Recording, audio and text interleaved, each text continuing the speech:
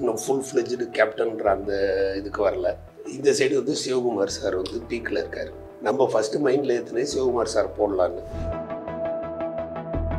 உடனே சொல்லிவிட்டு அடுத்த வார்த்தை சொன்னார், உண்மையிலே சோத்துக்கு கஷ்டப்படுற ஒரு இயக்குனர்னால தான் இந்த மாதிரி வரிகள் எழுத முடியும். படம் முடிஞ்ச உடனே அப்படியே மாறிட்டார். 10 நிமிஷம் படத்தை பார்த்தாரு, அப்படியே மாறிட்டு அடுத்த கேள்வி கேட்டார். ஷூட்டிங் போகிறாரோ அங்கெல்லாம் போய் நின்றுடுவோம்.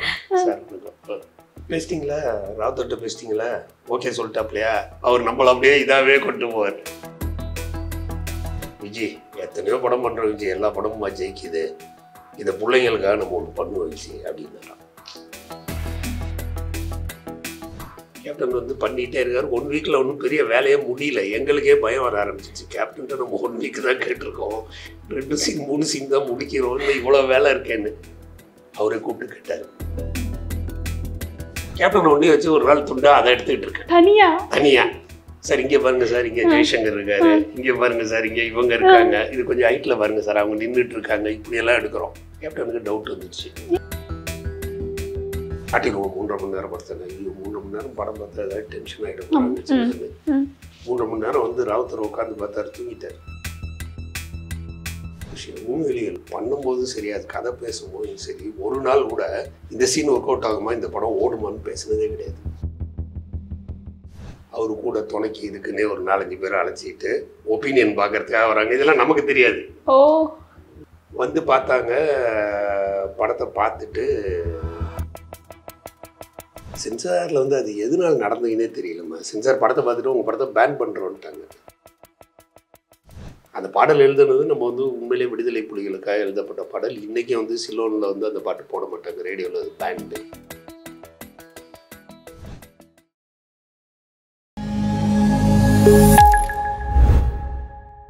irregular period என்னதான் பண்றது? உங்க பிரச்சனைகளை கட்டுப்படுத்த லயன் டேட் சிரப் தினமும் 2 ஸ்பூன். ஆர்கதான் 2.0 where creativity meets competition. வெற்றியாளர்களுக்கு 3 லட்சம் மதிப்பிலான பரிசுகள். Registration closes December 10. Details in the description. நாதஸ்மிரர்களுக்கு வணக்கம். இன்னைக்கு நம்ம யாரை பார்க்க போறோம் அப்படின்னா, ஒரு ட்ரெண்ட் செட்டர்னே சொல்லலாம். 80களில் ட்ரெண்ட் செட் பண்ணதான் இவர் தான். இப்போ நிறைய பேர் சொல்லலாம், நான் வந்து அசிஸ்டன்ட் டேரக்டராக இல்லாமல் நான் ஷார்ட் ஃபிலிம் ஒன்று எடுத்திருக்கேன், அதை வச்சு ஒரு டைரக்ட் பண்ணுறேன் அப்படின்னு நிறைய பேர் வந்தாலும் அந்த ட்ரெண்ட் செட் பண்ணதை இவர் தான். ஸோ அவர் அந்த மாதிரி ஒரு ஆளை தான் நம்ம இன்னைக்கு பார்க்க போகிறோம். அதுவும் ஊமை விழிகள்ன்ற ஒரு மிகப்பெரிய ஒரு பிரம்மாண்டமான படம் சொல்லலாம். இப்போ நிறைய பேர் பிரம்மாண்டத்துக்கு பேர் போனாலும் அதை விதை போட்டது இவர் தான் நம்ம சொல்லலாம். Welcome to the show Arvind Raj sir. எப்படி சார் இருக்கீங்க? ஸோ இந்த படம் வந்து ஆரம்பிக்கும் போது எந்த ஆர்டிஸ்ட் கிட்ட நீங்கள் போய் ஃபஸ்ட்டு அப்ரோச் பண்ணீங்க சார்? ஃபஸ்ட்டு வந்து சந்திரசேகர் சார். ஓகே. என்னன்னா எங்கள் யூனிட்டில் செல்வகுமார்னு கேமராமேன், எங்கள் டீம்லேயே அவங்களாம். எங்கள் டீம்னு சொல்கிறதுனால இப்போ என்னென்னா ஊமையிலிகள் நான் தான் டைரக்டரா இவர் டைரக்டரான்லாம் தெரியாது. எல்லாரும் சேர்ந்து எல்லா வேலையும் பண்ணுவோம். ஆனால் ஒரு கேட்டகரிக்கு ஒருத்தருக்கு பிரித்து கொடுத்துருவோம். நீ தான் கேமராமேன், நீ தான் இதுன்ற மாதிரி தான் இந்த அவான் டீமே இன்னைக்கு வரைக்கும் அதுதான் நடக்கும். ஓகே. அவர் இந்த கங்காயமனா சர்ச்சை பண்ணும்போது திடீர்னு கூப்பிடுவார், சாமி எங்கே இருக்கீங்க, ஒரு 10 நாள் ஒர்க் இருக்குது, வந்து ஸ்கிரிப்டை பார்த்துட்டு பண்ணிவிடுங்கன்னு. அப்படியே ஸ்கிரிப்டை வாங்கி பார்த்துட்டு இதுக்கு முன்னாடி என்ன பின்னாடி என்னன்னு கேட்டுட்டு பண்ணி கொடுத்துருவோம். இந்த அளவுக்கு தான் எல்லாருமே எல்லாத்தையும் பண்ணுவோம். அந்த மாதிரி இது பண்ணிவிட்டு இந்த இதில் அப்படி தான் டீம் ஒர்க்காக தான் வந்து இந்த படத்தையே வந்து நம்ம ஆரம்பித்தோம். ஓகே. என்ன கேட்டிங்க, நான் விட்டுட்டேன். என்ன ஹீரோவை அப்ரோச் பண்ணீங்கன்னு கேட்டேன். ஃபஸ்ட்டு வந்து சந்திரசேகர் சார், அவர்கிட்ட வந்து நம்ம செல்வகுமார் சார் வந்து ஒர்க் பண்ணியிருக்காரு. ஆல்ரெடி ஒரு படத்தில் வந்து கேமராமேனாக ஒர்க் பண்ணியிருக்காரு. எங்கள் இன்ஸ்டியூட் சீனிவாசன் ஒருத்தர் எங்களுக்கு முன்னாடி படித்தவர். அவர் ஒர்க் பண்ணுற படத்துலேயே ஒரு கூட ஒர்க் பண்ணார். அதனால சந்திரசேகர் சார் நல்ல பழக்கம். Okay okay. அதனால எல்லாருக்கும் சந்திரசேகர் பழக்கம். போய் சந்திரசேகர்கிட்ட தான் ஃபஸ்ட்டு கதையெல்லாம் சொல்லி அவருக்கு ரொம்ப பிடிச்சிடுச்சு. இது நல்லா வரும் சார், பிரமாதமாக வரும்ன்ட்டு அவர் அடுத்து கேட்ட கேள்வியே, அடுத்து யார் அந்த டிஎஸ்பியாக யார் பண்ணுறா அப்படின்னாரு. அதுக்கு தான் சார் தேடிட்டுருக்கோம், இன்னும் கரெக்டாக செட் ஆகலை சார். என்னன்னா அப்போ வந்து கேப்டன் வந்து வந்துட்டார், வளர்ந்து வந்துட்டார். 2 படம் 3 படம் வந்து 100 days கொடுத்துட்டாரு. இன்னும் ஃபுல் ஃப்ளெஜ்டு கேப்டன்ற அந்த இதுக்கு வரல. இந்த சைடு வந்து சிவகுமார் சார் வந்து பீக்கில் இருக்கார். நம்ம ஃபஸ்ட்டு மைண்டில் ஏற்றுனே சிவகுமார் சார் போடலான்னு. ஓகே. இப்போ கூட சிவகுமார் எங்கே பார்த்தாலும் கிண்டலாக சொல்லுவார், யோ நான் விளையாடுறியா நான் பண்ணியிருந்தா என்ன இருந்திருக்கோம் லைஃபு அப்படின்றாரு. கிண்டலாக சொல்றாரு. ஓகே. அவருக்கு என்னென்னா அப்போ தான் வந்து ஃபிலிம் இன்ஸ்டியூட்டில் யாரோடையோ ஒரு படம் பண்ணார், அந்த படம் போகல. அதனால அவர் ஐயோ ஃபிலிம் இன்ஸ்டியூட்டாக வரவே சொல்லாதீங்க, நாங்கள் கதையாவது கேளுங்க சார்ன்றோம், கதையை கூட கேட்க மாட்டேன்றாரு. இப்போ இதே மாதிரி ஆபாவுக்கு இந்த சைடு ப்ரெஷர், இன்னும் புதுசாக ஒரு படம் பூஜை போட்டிங்க, அதை இன்னும் நீங்கள் ஆரம்பிக்க மாட்டேன்றீங்க, எதுவுமே பண்ண மாட்டேன்றீங்க, அங்கேயும் கொடுக்கல, இதையும் பண்ண மாட்டேங்கிறீங்க. புதுசாக ஏதோ வந்தாங்க பூஜை கீஜைன்னு காட்டி சாங் ரெக்கார்டிங்னு ஏதோ பாட்டு கேட்குற அளவுக்கு ஒரு பாட்டை கேட்டாங்க. நிலைமாறு உலகில் தான் ஃபர்ஸ்ட் பண்ணணும், அதுவும் மாமரத்துக்கு எடுத்து சாங்கும். பாட்டெல்லாம் கேட்டுட்டு பண்ணிட்டீங்க, எப்போ வந்து ஷூட்டிங் அப்படின்றாங்க. ஏன் சிவகுமார் சார் டேட்டு நீங்கள் முன்னே பேசலையா அப்படின்னு. என்னடா பண்ணுறது ஒன்றும் புரியல. அப்போ சந்திரசேகர் சார் டக்குன்னு கேப்டனை சஜஸ்ட் பண்ணார்.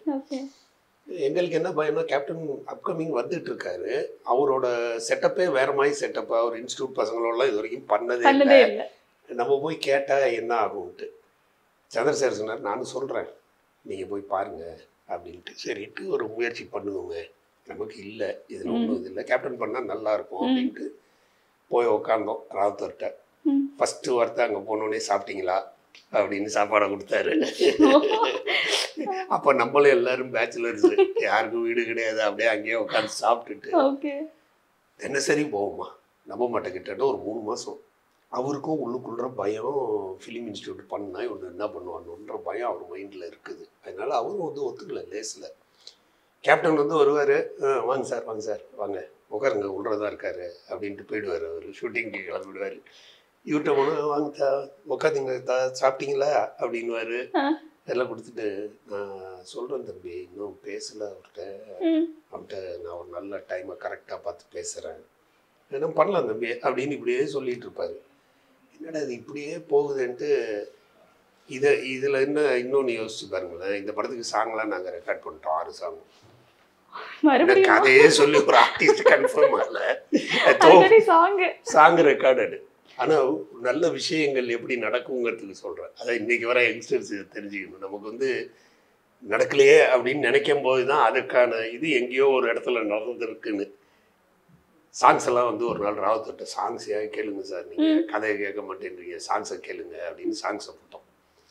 சாங்ஸை போட்டோன்னு பாட்டை கேட்டுக்கிட்டே இருந்தார். நிலைமாறும் உலகில் அந்த சாங்கில் வந்து அதில் 2 வரி வரும். தினந்தோறும் உணவு அது பகலில் தோன்றும் கனவு அப்படின்னு ஒன்று அப்படியே நின்றுட்டாரு, ஸ்டன் ஆயிட்டார் அந்த வரியை கேட்டோன்னு. கனவான நிலையில் புது வாழ்வுக்கு இங்கே நினைவுன்னு சொல்லிட்டு என்ன சொன்னார். ஸோ ஏன்னா அவர் வந்து டைரக்ட் பண்ணணுன்னு தான் சினிமா துறைக்கு வந்தவர் ராவுத்தர். கேப்டன் நடிக்கணும்னு வந்தார், இவர் டைரக்ட் பண்ணணும்னு வந்தார். உடனே சொல்லிட்டு அடுத்த வார்த்தை சொன்னார், உண்மையிலே சோத்துக்கு கஷ்டப்படுற ஒரு இயக்குனனால தான் இந்த மாதிரி வரிகள் எழுத முடியும், அற்புதமான வரிகள் சார் அப்படின்னாரு. அங்கே மெல்ட் ஆனார் ஃபஸ்ட்டு. உடனே நாங்கள் சொன்னோம், சார் பாருங்கள் இது மாதிரி எல்லாமே நல்லதாக இருக்குது, நீங்கள் வாங்க எங்கள் படத்தை ஒரு தடவை பாருங்கன்னு. அப்போ தான் இத்தனை நாள் நாங்கள் படத்துக்கு கூப்பிட்டப்பெல்லாம் அவர் அப்படியே சமாளிச்சிட்டு இருந்தவர். சரி பார்க்கலாம் அப்படின்னாரு. அவர் அழைச்சி கொண்டு போய் படத்தை காட்டணும். படம் முடிஞ்ச உடனே அப்படியே மாறிட்டார். 10 நிமிஷம் படத்தை பார்த்தாரு, அப்படியே மாறிட்டு அடுத்த கேள்வி கேட்டார், இன்னொரு தடவை பார்க்கலாமான்னாரு. பார்க்கலாம் சார் அப்படின்ட்டு, ஆமாம் இன்னொரு தடவை பார்க்கலாமான்னு போட்ட உடனே ஃபஸ்ட்டு வரி சொல்கிறாரு, சார் 10 நிமிஷத்துலேயே இந்த அளவு கலக்கியிருக்கீங்கன்னா நீங்கள் 3 மணி நேரத்தில் பெருசாக கலக்குவீங்க. அது தெரிஞ்சிச்சு, ஹாப்பி ஆகிடுச்சு நமக்கு முடிஞ்சிடுச்சின்னு. நான் விஜய்கிட்ட பேசுகிறேன். அப்போ கேப்டன் கிடையாது விஜய், எனக்கு செந்தூரை போய்க்கு அப்புறம் தான் கேப்டன் வர்றாரு விஜய். நான் விஜய்கிட்ட பேசுகிறேன், எப்படியாவது இந்த படத்தை விஜய்கிட்ட ஒரு தடவை காட்டிடுங்கன்னு. அதுக்கு மேலே அங்கே படம் எடுப்பு அங்கே விஜயகாந்த் சார் எங்கே ஷூட்டிங் போகிறாரோ அங்கெல்லாம் போய் நின்றுடுவோம். சார் பேசிட்டிங்களா ராவுத்தர்கிட்ட பேசிட்டிங்களா, ஓகே சொல்லிட்டாப்லையா, அவர் நம்மளை அப்படியே இதாகவே கொண்டு போவார். இல்லை சார் இந்த படம் ஒரு நாள் நீங்கள் ஃப்ரீயாக இருக்கும்போது பார்த்துட்டிங்கன்னா, ராவுத்தர் பார்த்துட்டாரு ரொம்ப பிடிச்சிருக்குன்ட்டாரு, நீங்கள் பார்த்தீங்கன்னா நல்லாயிருக்கும், எதுக்கு அதை வச்சு தான் இந்த கதையை அப்படியே டெவலப் பண்ணியிருக்கோம், அதை சொல்லிட்டோம்னா நாங்கள் கதையை சொல்லிவிடுவோம் அப்படின்னு. அதுக்கப்புறம் தான் ராவுத்தர் கதை கேட்டார். படம் பார்த்த அப்புறம் சரின்னு கேப்டன் அழைச்சி கொண்டு போய் படத்தை பார்த்தோன்னா, கேப்டனும் படத்தை பார்த்தோன்னா அவரும் ரொம்ப அப்பீல் ஆகிட்டார். ராவுத்தர் சொல்லியிருக்காரு ஏதோ வித்தியாசமாக பண்ணியிருக்கானுடா பண்ணலாம் அப்படின்னு. ஆனால் ராவுத்தர் வந்து என்னென்னா இந்த நேரத்தில் என்ன சொல்கிறேன், அப்படி அவரெல்லாம் இருந்ததுனால தான் நாங்களாம் வந்தோன்னு வச்சுக்கோங்களேன். அதாவது வந்து எந்த அளவுக்கு கேப்டன்கிட்ட சொல்லியிருக்காருன்னா, கடைசியாக பண்ணுவோமா வேண்டாமா இப்படி இந்த ஆசிலேஷனே போயிட்டு இருக்கும்போது கேப்டன் என்கிட்ட சொன்னார் இந்த வரியை. ராத்தர் ஒரு நாள் சொன்னாராம் கேப்டன்கிட்ட, விஜய் எத்தனையோ படம் பண்ணுற விஜய், எல்லா படமுமா ஜெயிக்குது, இதை பிள்ளைங்களுக்காக நம்ம ஒன்று பண்ணுவோம் விஜய் அப்படின்னாராம். யோசிச்சு பாருங்க, அப்படி ஒரு அண்ணன் மாதிரி ஆகிட்டார் ராவுத்தர். இவனுக்கு ஏதாவது ஒன்று பண்ணணும் அப்படின்ற முடிவு பண்ணிட்டாரு. ஓகேன்ட்டு வந்து டேட்டை இது பண்ணார். கேப்டன்கிட்ட வந்து 1 வீக்கு போதும் டேட்டு அப்படின்னும். ஃபஸ்ட்டு கேப்டன் வந்து பண்ணிகிட்டே இருக்கார். 1 வீக்கில் ஒன்றும் பெரிய வேலையே முடியல. எங்களுக்கே பயம் வர ஆரம்பிச்சிச்சு. கேப்டன்கிட்ட நம்ம 1 வீக்கு தான் கேட்டிருக்கோம், 2 சீன் 3 சீன் தான் முடிக்கிறோம், இல்லை இவ்வளோ வேலை இருக்கேன்னு. அவரை கூப்பிட்டு கேட்டார், என்ன பிரச்சனை, ஏன் 1 வாரம்ன்றீங்க? இல்லை கேப்டன், இவ்வளோ இருக்குது வேலை, நல்லா பண்ணால் நீங்கள் இத்தனை நாள் பண்ண வேண்டியிருக்கும், நான் பண்ணுறேன் எடுங்கட்டார். எத்தனை நாள் பண்ணோன்னே தெரியும். அவ்வளோ கோஆப்ரேட் பண்ண ஆரம்பித்தார். எதுவுமே கேட்கல. டே அண்ட் நைட், இவ்வளோக்கும் நைட்டு ஒர்க் பண்ணுவார். நம்பி பண்ண ஆரம்பிச்சிட்டார். இவர் ராவுத்தர் கேட்பாராம் அவர்கிட்ட, என்னடா இப்படி பண்ணுறாங்க அப்படின்னு. என்னவோ பண்ணுறாங்கண்ணா, அவனு ஏதோ வித்தியாசமாக ஒன்று பண்ணிகிட்டு இருக்கானோ அப்படின்னு. ஒரே நாள் தான் கேப்டன் டவுட் ஆகிட்டார். அதாவது இனிஷியல் ஸ்டேஜில் இந்த ஃபஸ்ட்டு டே காம்பினேஷன் சொன்னேன்ல, இவங்க எல்லாரையும் வச்சு மெயின் ஷாட்ஸ் ஒட்டி எடுத்துட்டேன். அதுக்கப்புறம் கேப்டன் பேசணும் ஒருத்தர்கிட்டையும். கேப்டன் ஒண்டி வச்சு ஒரு நாள் துண்டா அதை எடுத்துக்கிட்டு இருக்கேன் தனியாக. சார் இங்கே பாருங்க சார், இங்கே ஜெய்சங்கர் இருக்காரு, இங்கே பாருங்க சார், இங்கே இவங்க இருக்காங்க, இது கொஞ்சம் ஹைட்டில் பாருங்க சார், அவங்க நின்றுட்டு இருக்காங்க, இப்படியெல்லாம் எடுக்கிறோம். அப்போ பிகினிங் ஸ்டேஜில் கேப்டனுக்கு டவுட் வந்துடுச்சு. ராவத்திட்ட போய் சொல்லியிருக்காரு, டே என்னமோ பண்ணுறான்னு புரியல, தப்புன்னு என்னமோ பண்ணிட்டு இருக்கானோ, அந்த சீன் இந்த சீனுன்னு அதே ஒரு தடவை எடிட்டிங்கில் போய் பார்த்துருங்க. ராவத்தர் மறைமுகமாக அப்படியே கேட்குறாரு, இந்த சீன் ரொம்ப நல்லா இருக்குங்கண்ணா விஜய், அது கொஞ்சம் எடிட் பண்ணி காட்டுங்களேன் எனக்கு அப்படின்னாரு. அப்போ நமக்கு நல்லா இருக்குன்ற நம்பிக்கை தானே. அவர் சொன்னதை வச்சு கரெக்டாக எடிட் பண்ணி ஃபுல்லாக போட்டு காட்டணுன்னு அவர் பார்த்துட்டு வந்து கேப்டன்கிட்ட சொல்லுவார், ஒன்றுமே தெரியலையே விஜய், நீ தனியாக பண்ண மாதிரியே தெரியலையே, அப்படியே சேர்ந்து படத்தோட தானே போகுது, எங்கேயுமே நீ தனியாக பண்ண மாதிரியே தெரியலையேன்ட்டாரு. அவ்வளோதான், 2 பேருக்கும் ஃபுல் கான்ஃபிடென்ட் ஆகிட்டாங்க. அதுக்கு பிறகு நம்ம கேப்டனுக்கு பேசின சம்பளம் ஒரு கம்மியான சம்பளம், அந்த சம்பளத்தில் ஒரு அட்வான்ஸுன்னு ஒரு தொகையை தான் கொடுத்துருவோம். நம்ம காசுக்காக கொஞ்சம் திணறோம் அப்படின்னு தெரிஞ்ச உடனே கேப்டன் ஃபஸ்ட்டு நான் டிஸ்ட்ரிபியூஷன் இந்த படத்தை வந்து மதுரைக்கு வாங்கிக்கிறேன்னு எங்களுக்கு காசு கொடுக்குறாரு. அவர் கொடுத்தது வந்து நீங்கள் படத்தை கண்டினியூ பண்ணி முடிங்கடாங்கிறதுக்கு கொடுக்குறாரு. ஆனால் டிஸ்ட்ரிபியூஷன் காசு கொடுக்குற மாதிரி டிஸ்ட்ரிபியூஷன் அப்புறம் டிஸ்ட்ரிபியூஷன் ஆரம்பிக்கிறாரு. கம்பெனியே ஃபஸ்ட்டு ஆரம்பிக்கிறாரு, டிஸ்ட்ரிபியூஷனுக்கு அட்வான்ஸ்னு சொல்லி காசு கொடுக்குறாரு. நம்ம ஷூட்டிங்க்கு எவ்வளோ தேவைப்படுதோ அந்த காசு கொடுத்துக்கிறாரு. ஓகே, அந்தளவு. அதுக்கு பிறகு பார்த்தீங்கன்னா அந்த படத்தில் அப்படி ஒரு கோஆப்ரேஷன் எல்லாரும். கேப்டன்லாம் காடு தான் வரலாம், நம்ம சொல்லவே முடியாது. நமக்கு நம்மளை வாழ வைக்கிறதுக்காக அவதாரம் எடுத்து வந்த மாதிரியே வந்திருக்காரு. அவ்வளோ கொடுத்தாரு, அவ்வளோ சப்போர்ட்டு எல்லார்ட்டையும், வெளியில் போய் பேசுகிறவங்கள்ட்ட, இது பண்ணுறவங்கள்ட்ட எல்லார்ட்டையும். பட் என்னென்னா இது டேஸ் வந்து தள்ளிக்கிட்டே போயிட்டுருக்கு. படத்தினுடைய டேஸ் வந்து தள்ளிகிட்டே போயிட்டுருக்கு. படம் வந்து கிட்டத்தட்ட 3 மணி நேரம் 3.5 மணி நேரத்துக்கு மேலே ஓடுது. லென்த்து, ஃபுல் லென்த்து எடிட் பண்ணி பார்த்தா. இவர் ராவுத்தர் வந்து படம் பார்க்கணும் அப்படின்னு ஆரம்பிச்சிட்டார். என்னென்னா இதை காட்டுறோன்னு சொல்லிட்டு இருக்கோம், நம்ம இப்போ எடிட் பண்ணிகிட்டு இருக்கோம், ஃபைனலு காட்டுறோன்னு சொல்லிட்டு இருக்கோம். 3.5 மணி நேரம் படத்தை எப்படி காட்டுறது, அவர் அதெல்லாம் இவங்களை வந்து ஏதோ ஏமாத்துறானுன்ற மாதிரி அவர் டவுட் கொண்டார். ஏன்னா நம்ம எல்லாம் ஃபஸ்ட்டு டெஸ்ட்டு தானே காட்டி ஆகணும். இப்போ ஆபா சார் என்ன சொல்லிட்டாரு, காட்டிடுவோம் 3.5 மணி நேரம் படத்தை. ஐயோ 3 மணி நேரம் படம் பார்த்தா ஏதாவது டென்ஷன் ஆகிடும். 3 மணி நேரம் வந்து ராவுத்தர் உட்காந்து பார்த்தாரு, தூங்கிட்டார். எங்களுக்கு கிடைச்ச ஃபஸ்ட்டு ரிசல்ட்டு பார்த்துட்டு நேராக ஆஃபீஸில் போய் கேப்டன் ஆர்வமாக கேட்டிருக்காரு, எப்படிறான்னு. ஒன்று பரவாயில்ல விஜய் பண்ணியிருக்கானோ அப்படின்ட்டு விட்டார். அதுக்கப்புறம் வந்து எடிட் பண்ணி ரெடி பண்ணுறோம். ஏன்னா அவர் கூட போனவங்க எல்லாருமே நமக்கு தகவல் கொடுத்துட்டாங்க, ராவுத்தருக்கு வந்து ஹாப்பி இல்லை, பிடிக்கல, அவர் படம் போகாதுன்ற மாதிரி இப்போ ஃபீல் பண்ண ஆரம்பிச்சிட்டாரு. இதை நம்ம டிஸ்ட்ரிபியூஷன் நேரம் வாங்கிட்டோமேன்றாரு. ஆமாம், எங்களுக்கு தெரியும். ஊமையிலியல் நம்ம ஒரு விஷயம் என்னென்னா, அது எல்லா கலைஞர்களும் தெரிஞ்சுக்க வேண்டிய ஒரு விஷயம். ஊமையிலியல் பண்ணும்போதும் சரி, அது கதை பேசும்போதும் சரி, ஒரு நாள் கூட இந்த சீன் ஒர்க் அவுட் ஆகுமா, இந்த படம் ஓடுமான்னு பேசுனதே கிடையாது. இந்த சீனுக்கு எவ்வளோ செலவாகும், இது எப்போ நம்ம கையில் காசு வரும்போது எடுக்கிறோம், எங்கள் லொக்கேஷன், இப்படி தான் பேசுவோமே தவிர இந்த படம் ஓடுமா ஓடாதுன்னு ஒரு நாள் கூட பேசினே கிடையாது. இவங்க வந்து 3 மணி நேரம் 3.5 மணி நேரத்தை பார்த்துட்டு ராவுத்தர் கொஞ்சம் ஃபெட்டப் ஆகி போயிட்டாருங்கிறது நமக்கு தெரியுது. அப்போயும் எங்கே யாருக்குமே அந்த இது வரல. ஏன்னா நாங்கள் என்ன ட்ரிம் பண்ணலையே, படத்தை ட்ரிம் பண்ணி பார்த்தாருன்னா ஒரு ஓகே சொல்ல போகிறாருன்னு தெரியும். படத்தை ஷார்ட் பண்ணி ரெடி பண்ணிட்டோம். ரெடி பண்ணி கேப்டனை படம் பார்க்க கூப்பிட்றோம். இவர் ராவுத்தர் சொன்னதை வச்சுட்டு இப்போ பரவாயில்ல நான் வர டைட்டாக இருக்குது, ஒர்க் இருக்குன்னு அவாய்ட் பண்ணுறாரு. ஓகே. ஒரு நாள் ரொம்ப ஸ்ட்ராங்காக பிடிச்சிட்டோம். கேப்டன் இல்லை கேப்டன், நீங்கள் வந்து பாருங்கள், நீங்கள் எப்போ ஃப்ரீன்னு சொல்லுங்கள், அப்போ நாங்கள் போடுறோம் அப்படின்னு. அவரு கூட துணைக்கு இதுக்குன்னே ஒரு 4-5 பேரை அழைச்சிட்டு ஒப்பீனியன் பார்க்கறதுக்காக வராங்க. இதெல்லாம் நமக்கு தெரியாது.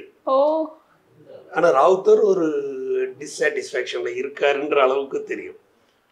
வந்து பார்த்தாங்க, படத்தை பார்த்துட்டு இன்ட்ரோவில் நம்ம ராம்ஜி, மக்கள் குரல் ராம்ஜி சார், அவர் தான் வந்து படத்தை பற்றி அப்படி எழுதினார் ஃபஸ்ட்டு. நான் இப்போ கூட சொல்லுவேன்னு, பத்திரிகை நண்பர்கள்லாம் ஊமியலுக்கு வந்து அவ்வளோ சப்போர்ட் பண்ணாங்க. இந்த நேரத்தில் அவங்களுக்கு நான் நன்றி சொல்லணும். அப்படி ஒரு உதவி பண்ணாங்க.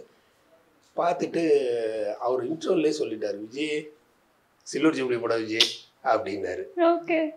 கேப்டனுக்கு புரியல, ராவுத்தர் இப்படின்றான், இவங்க சில்வர் ஜூப்ளின்றாங்களே, இல்லை இவங்க நமக்காக சொல்கிறாங்களா, எல்லாரையும் கேட்குறாரு. எல்லாரும் சூப்பர் படம் சூப்பர் படம்னு. கேப்டன் டென்ஷன் ஆகிட்டார். ராவுத்தர் படத்தை பார்த்தா நான் தூங்குனானா அப்படின்னு ராவுத்தருக்கு ஃபோன் போட்டுட்டு, எல்லாரும் படம் நல்லா இருக்குன்றாங்க, என்னடா நீ சொல்கிற, எல்லாம் உனக்காக சொல்லுவான்னு விஜய் அப்படின்னு. என்ன இது மாதிரி வந்து கிளாப்ஸ்லாம் அடிக்கிறாங்க, இது பண்ணுறாங்கன்னு ஒன்று கேப்டன் பயங்கர ஜெட் ஆகிட்டார். ராவுத்தரை கூப்பிட்டு, நீ ஒழுங்காக போய் மறுபடியும் படத்தை பாரு, நீ என்ன படத்தை பார்த்த அப்படின்னு. ராவுத்தருக்கு ஒன்றும் புரியல, என்ன பண்ணானு, நம்ம தான் பார்த்த மாதிரி தூங்கிட்டு வந்தோமே நம்ம வேற. மறுபடியும் வந்து பார்த்தாரு. பார்த்துட்டு, இந்த படத்தை என்கிட்ட காட்டியிருக்க வேண்டியானத்தா அப்படின்னாரு. அதே படம் தான் சார்.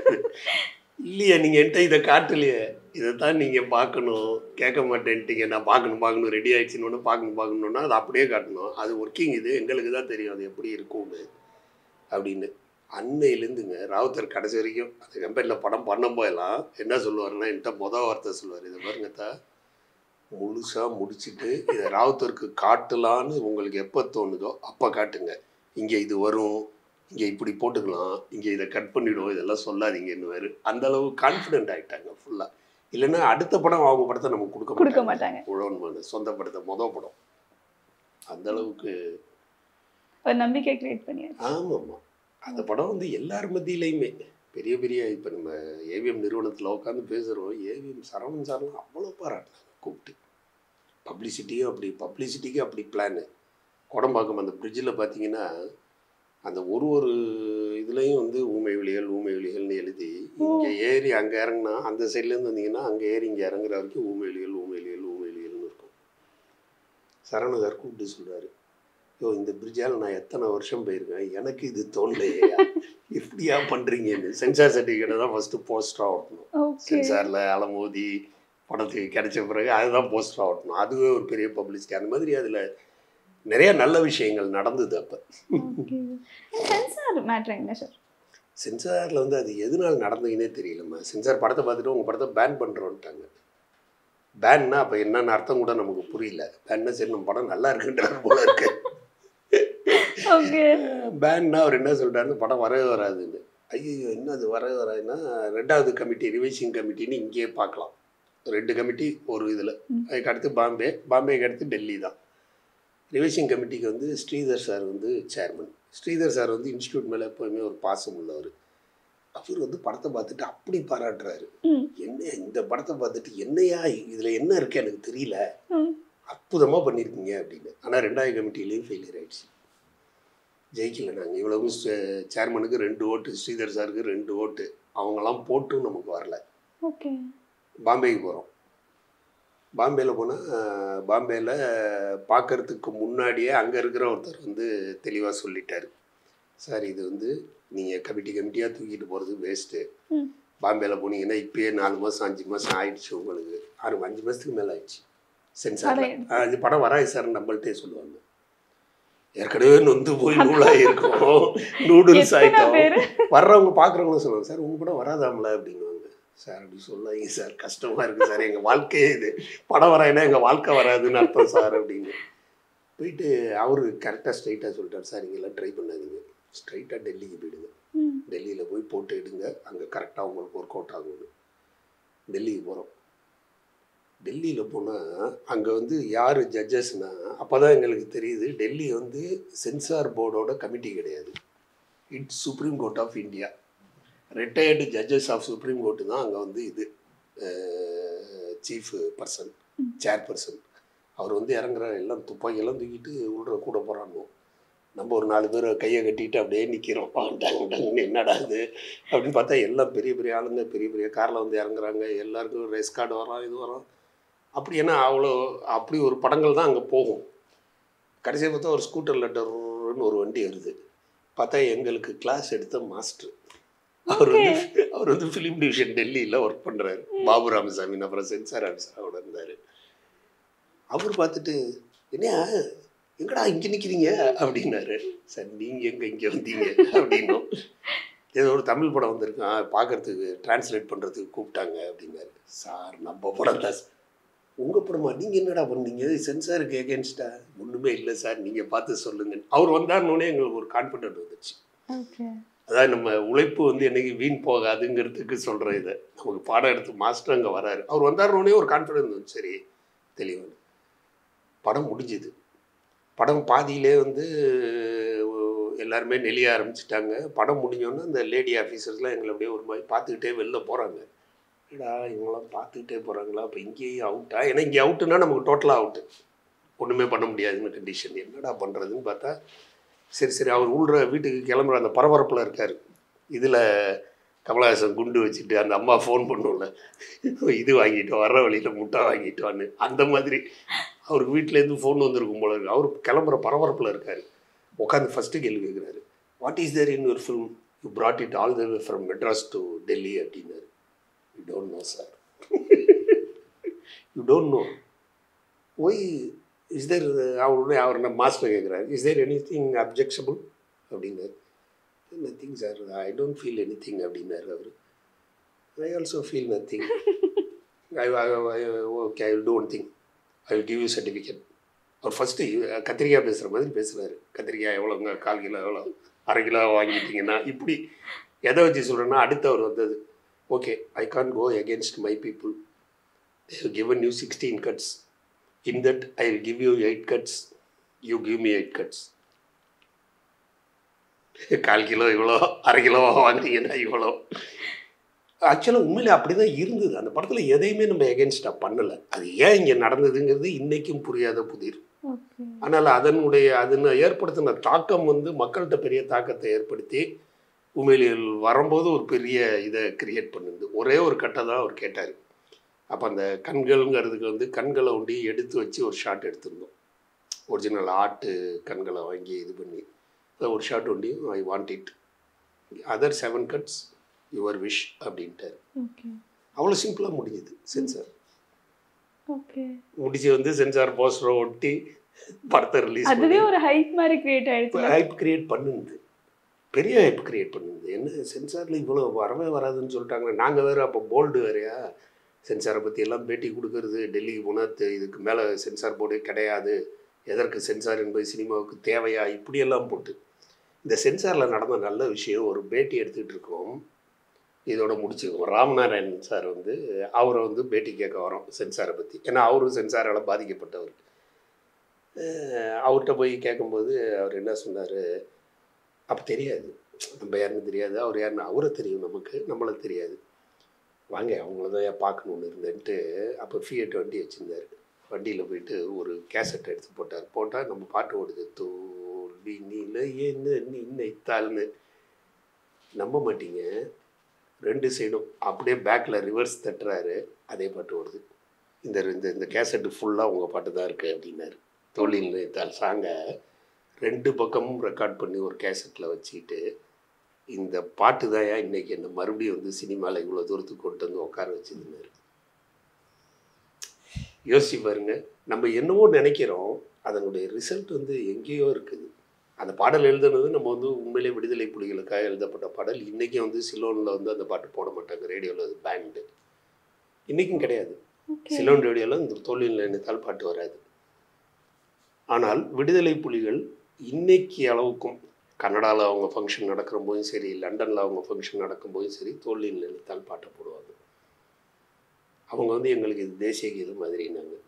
ஏன்னா அதில் வரிகள் அவங்களுக்காகவே எழுதப்பட்டது. வரிகள் உரிமை இழந்தோம், உடமையும் இழந்தோம், உணர்வை இழக்கலாமா, உணர்வை கொடுத்து உயிராய் வளர்த்த கனவை மறக்கலாமான்னு, யுத்தங்கள் தோன்றட்டும், ரத்தங்கள் சிந்தட்டும், கொள்கை சாகலாமா, ரத்தத்தின் வெப்பத்தில் அச்சங்கள் வேகட்டும், கொள்கை சாகலாமான்னு.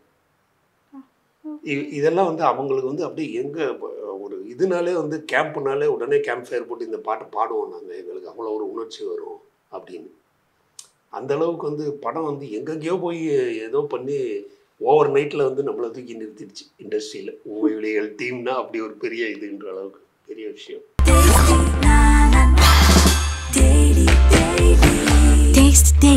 Taste the Daily.